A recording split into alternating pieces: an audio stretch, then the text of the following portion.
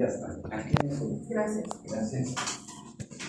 Bien, entonces, infecciones urinarias, pues generalmente las hembras caninas tienen la uretra muy corta, las perras tienen la uretra muy cortita, ¿sí? El perro la tiene muy larga, la uretra, ¿sí? Es muy larga.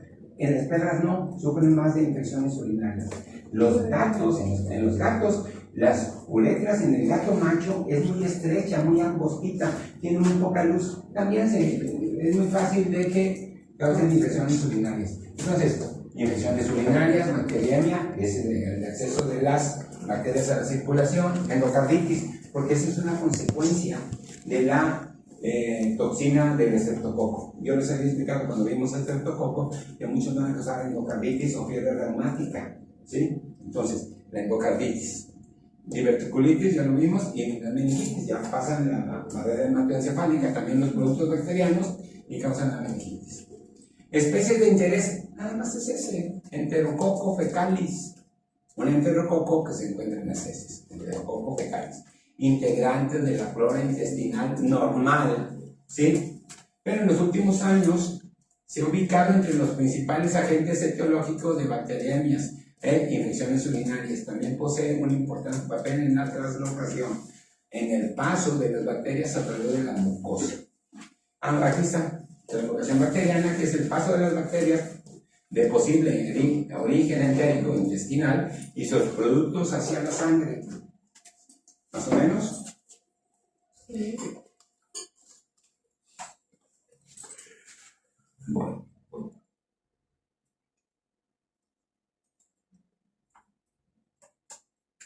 Hacia la sangre o hacia los ganglios linfáticos mesentéricos. Eso en primer lugar. Luego a órganos distantes como son el hígado o el vaso.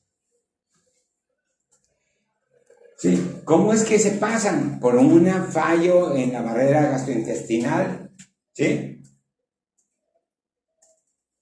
Ante el curso de diversos procesos patológicos como son el shock hipovolémico, la sepsis, la obstrucción intestinal, trauma quirúrgico. Exacto. Ya está.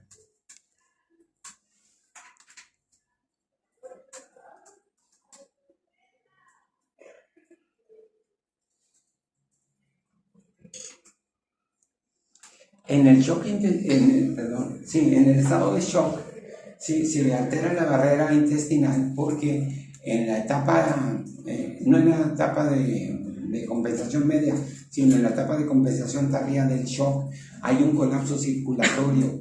El intestino recibe una gran cantidad de sangre que va a dar a la porta, ¿sí? Al sistema portal. Bien, al ver el colapso circulatorio se reduce mucho la circulación intestinal. Y eso afecta al glucocálix y ahí está la translocación bacteriana. Por eso también en el shock, pero en la fase terminal, se produce la translocación bacteriana.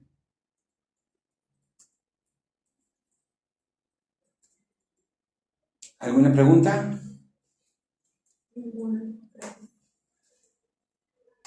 Bien, son dibujos, pero para que ustedes se den una idea de lo que es un estafilococo en disposición irregular. Son cocos, son gram positivos de color morado. Estreptococos, cocos pero en cadenas, ¿sí? Y luego están las colinobacterias, que es lo que vamos a ver ahorita a continuación. Son bacilos, pero que se encuentran en las mucosas, fíjense, de los animales de producción, en los ovicaprinos, en los bovinos y en los caballos.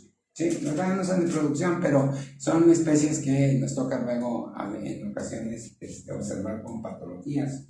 Y entonces las colinobacterias. Lo demás no nos interesa mucho, más que los clostridios que están al último. No se ve la gran cosa porque les digo, es un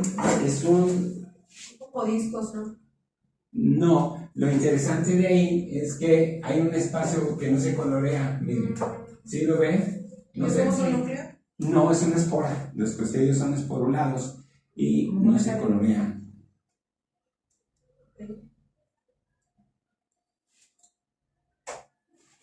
Voy.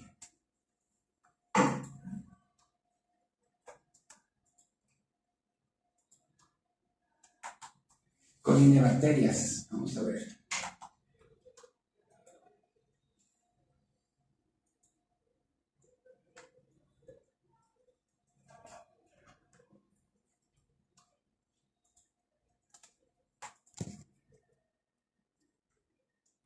Bien, son gram positivas, son pleomórficas, aparecen con forma cocoide y bacilar, en forma de cocos o de bacilos. Ándale, ahí con un cuidado con el cable. Sí. Son parte de los enterococos, ¿verdad? No. Ya es otra familia bacteriana, se llaman corinebacterias. Okay. Déjenme, le pongo la anterior para que... Ese es el nombre de los microorganismos. Corinebacterias. Afectan a los animales de producción, ovicaprinos, bovinos. Los caballos también. Muy bien. Bien, esas son, y comenzamos con la descripción. Son gram positivas, toman forma cocoide o bacilar, ¿sí? Son catalasa positivo, anaerobios facultativos y no son formadores de esporas, ¿sí? Como existe, dice que un trauma en los tejidos precede normalmente al establecimiento de las colinebacterias patógenas y las lesiones resultantes se caracterizan por supuración, causan abscesos en los ganglios y entonces esos cuando se fistulizan se supuran.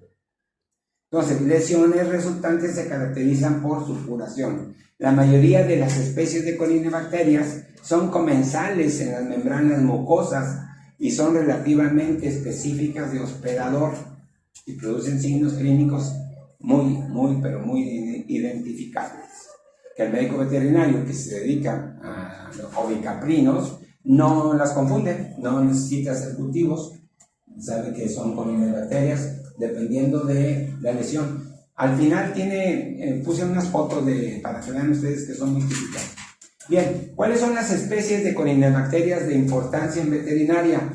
Colinebacterio bovis, ¿sí? De bovino. Bovis, sí. El hospedador son el bovino, ¿sí? Y el cuadro es mastitis y el hábitat es la cisterna del pezón. Nosotros tenemos a Streptococcus agalactiae y Disgalactiae causando mastitis. Luego dijimos Staphylococcus aureus, mastitis. Estamos viendo Colinebacterio bovis, mastitis, ¿sí? Y el hábitat es la cisterna del pezón. Colinebacterium pseudotuberculosis, esa es otra especie. Tiene dos biotipos o dos serotipos, como lo quiere usted poner. ¿Sí? Un biotipo no reductor de nitratos, ¿sí? Y los hospedadores son los ovinos y los caprinos. ¿Qué cuadro presentan? Linfoadenitis gaseosa. Su hábitat es la piel, las mucosas y el medio ambiente. Linfoadenitis, una inflamación del ganglio linfático, ¿sí? Linfoadenitis gaseosa. Es el Colinebacterio pseudotuberculosis, pero el biotipo no reductor de nitratos.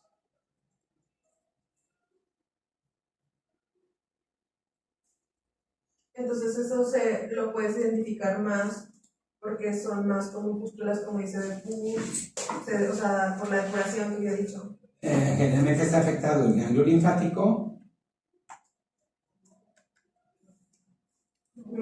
Ya. Y entonces el médico veterinario no necesita hacer gran cosa, lo ve, sabe que si no lo atiende, la piel se va a romper, se va a fistular y va a salir en la secreción purulenta y va a contaminar agua en los alimentos. Por eso se dice que también existe en el medio ambiente. Aparte de las mucosas, están en el medio ambiente, ¿sí? Entonces ahí se ve muy claro. En el prepucio, bueno, este es el prepucio. Bueno, son todas. Pero como quieran, terminamos con eso. Y solamente se encuentra la bacteria en el área afectada. Sí, sí, sí.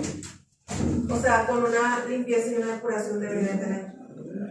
O podría ser en otra parte del organismo. No, se tiene que drenar, y se tiene que hacer una asepsia en lugar ese y una aplicación de antibióticos, por supuesto. Tenemos al biotipo reductor de nitratos.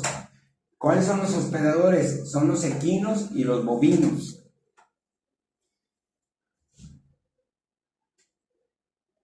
El cuadro es una linfangitis ulcerativa y abscesos. Su hábitat es el medio ambiente. Entonces, dos biotipos de Corynebacterium pseudotuberculosis. Es que la lesión que produce esa leucción granulomatosa gaseosa se asemeja mucho a una lesión tuberculosa, ¿sí? Al tubérculo. Entonces, por eso pseudotuberculosis. Bien. La linfangitis es la inflamación del vaso linfático, en contraposición con lo que habíamos dicho, linfoadenitis, inflamación del ganglio, linfangitis, inflamación del vaso linfático. ¿Sí?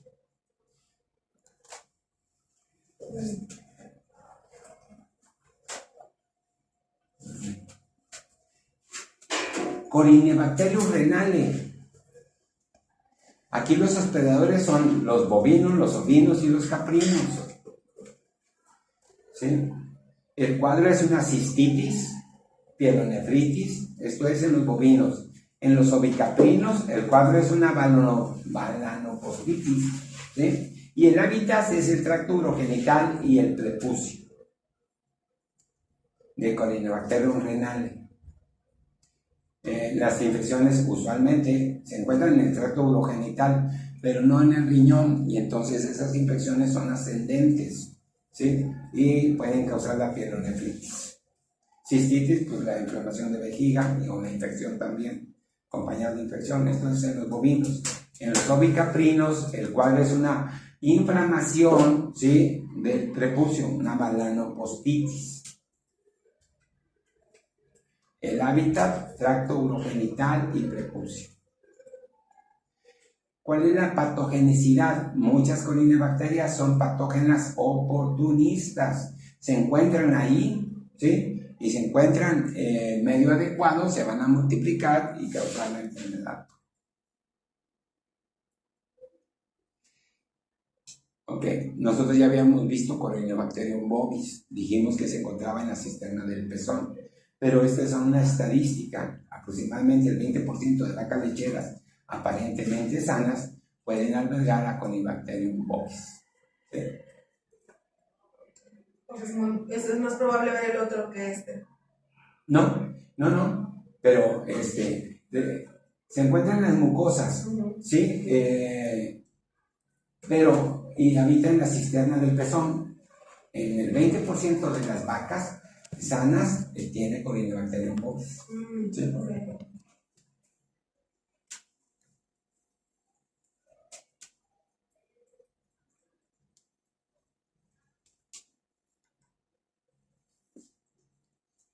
Una consideración de Corynebacterium pseudotuberculosis.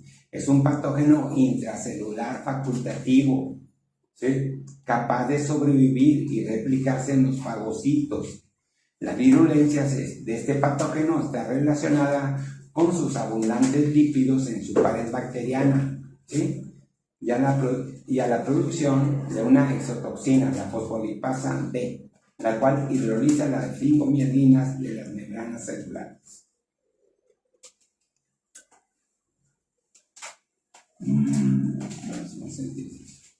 Bien, no hemos terminado, pero ahí lo dejo. Vimos Corynebacterium bovis y pseudotuberculosis con los dos serotipos o biotipos, ¿sí? Gracias. Entonces, vamos a hacer la diferenciación, denle una leída y si tienen dudas, los vemos en la siguiente clase. Esta es la mitad de la clase apenas de Corynebacterias, pero ya van a ser las 10. Yo tengo enseguida patología clínica. ¿Preguntas de esto? ¿No? Si las tenemos en el otro, porque ya está. tengo que leer.